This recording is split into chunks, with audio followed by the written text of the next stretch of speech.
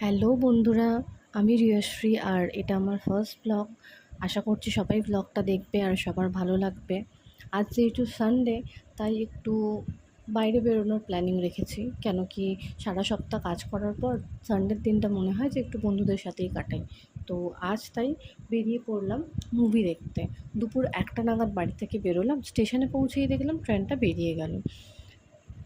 বেশ কিছুক্ষণ বসার পরে ট্রেন এলো। কেন কি সানডে, তাই একটু ট্রেন সংখ্যাটা কমই থাকে, অন্য দিনের মতন এতটা অ্যাভেলেবিলিটি থাকে না ট্রেনের। তো যাই হোক, ট্রেন আসতেই আমি ট্রেনে উঠলাম। ট্রেনে উঠে উইন্ডো সিটে বসলাম। এমনি সানডে তো যথারীতি খালিই ছিল ট্রেন। উইন্ডো সিটে বসে বাইরেটা দেখতে দেখতে পৌঁছে গেলাম 7টার কাছে। ওখানে পৌঁছে গিয়ে দেখলাম উনি অলরেডি ওয়েট করছেন আমার জন্য।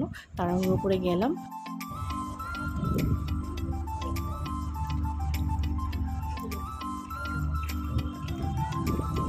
কি হলো, রেগে আছিস? হ্যাঁ, এরকম তো ব্যাজার করে আছিস কেন? হ্যাঁ, না হয় একটু লেট হয়ে গেছে। আমরা তারপর ওখান থেকে একটা এসি বাস করে চলে গেলাম নন্দনে। আমরা বেশ কিছুক্ষণ আগেই পৌঁছে গিয়েছিলাম, যেহেতু মুভি টাইম ছিল 4টে থেকে। আমরা অযোগ্য মুভিটা দেখতে গেছিলাম, তো মুভি টাইম ছিল 4টে থেকে, বাট আমরা অনেকক্ষণ আগেই পৌঁছে গেছিলাম। তাই ওখানে একটু গরমের মধ্যে কি করব, একটু আইসক্রিম খেয়ে একটুখানি কলকাতার চারপাশটা ঘুরে নিলাম।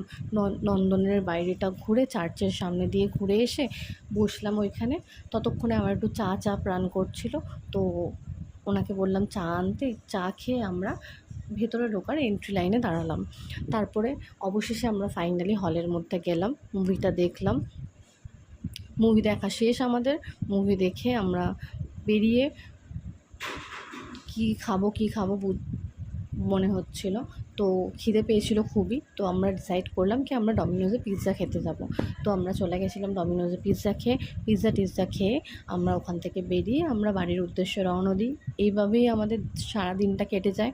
তোমরা তোমাদের সানডেগুলো কীভাবে কাটাও, কীভাবে এনজয় করো অবশ্যই জানিও। আর আমার এই ব্লগটা কেমন লাগলো সেটাও ডেফিনেটলি জানিও। আর ভালো লাগলে অবশ্যই লাইক, কমেন্ট আর শেয়ার করো। দেখা হবে নেক্সট ব্লগে। বাই।